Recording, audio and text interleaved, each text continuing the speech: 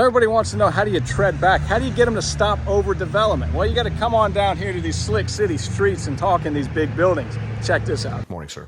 How you doing? Have the members of this board realized that all the flooding that has taken place during and after Hurricane Milton is a result of your continued approval of unsustainable growth?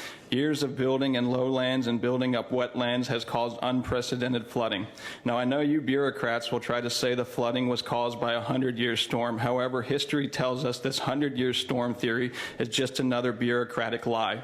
You see, Medard Reservoir was opened after Hurricane Irma II, and the same failures occurred in 2017. Residents received no warning that Medard's floodgates would be open, and once again during Milton, there was no warning. HCSO is supposed to warn residents anytime the floodgates are opened at Medard and flooding is imminent.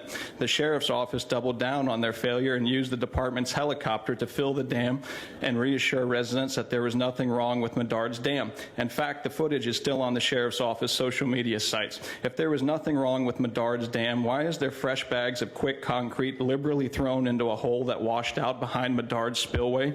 After Hurricane Milton, members of this board have flown around in helicopters, driven around in county vehicles, and met with directors of Swift Mud and other agencies. You all make sure to smile at every photo opportunity that has presented itself. While flying around and driving around surveying the flood damage caused by Hurricane Milton, has it occurred to you all that flooding has caused by your reckless rubber stamping of new developments in our wetlands and lowland areas? This board approved a new Eisenhower community called Twin Rivers. This new golf course community will be built on the banks of the Hillsborough River, right across the state park. This new community will surely suffer widespread flooding. This board just set up the future Twin River residents for failure. Has anyone on this board seen the flooding that you all have caused and came to the realization that you can't mitigate wetlands? Wetland credits may work on paper, but in the real world, you can't fill in wetlands. This board has done a wonderful job at creating flooded roads and flooded houses. It's been almost 2 weeks since Milton made landfall. You spent my tax dollars sightseeing from helicopters around Hillsborough County, looking at the flooding on Valrico Road, Mulrennan Road, and let's not forget the Shangri-La neighborhood.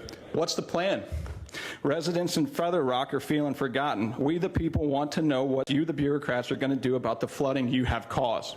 We've warned you that building on wetlands would cause flooding. However, you've ignored the will of the people, and all it took was a little dirty money from developers to make all this happen.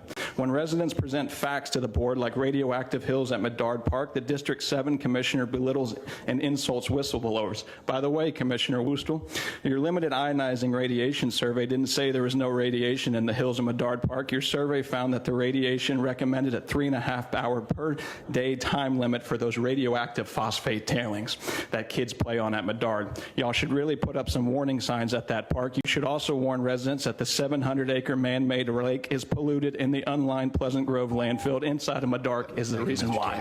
Appreciate the comments. Josie Fickey. I'm Matt the Welder. God bless America. We, the people, are fed up with they, the bureaucrats.